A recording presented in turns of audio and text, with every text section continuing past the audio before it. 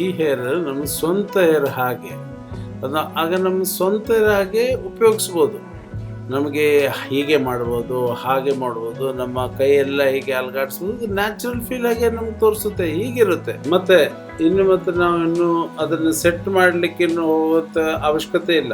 ಅವನು just simple ಇಂದ ಕೈಯಿಂದಲೇ ನಾವು ಅಡ್ಜಸ್ಟ್ ಮಾಡ್ಬೋದು. ಕನ್ನಡಿ ಏನು ಬೇಡ, ಬಾಚುಣಿಕೆ ಬೇಡ, ಏನು ಬೇಡ, ನಾವು ಕೈಯಿಂದ ಹಿಂಗೆ ಹಿಡಿದು ಸೆಟ್ ಮಾಡಿ ಸೂಪರ್ ಆಗಿರುತ್ತೆ. ಏನು ಪ್ರಾಬ್ಲಮ್ ಏನಿಲ್ಲ.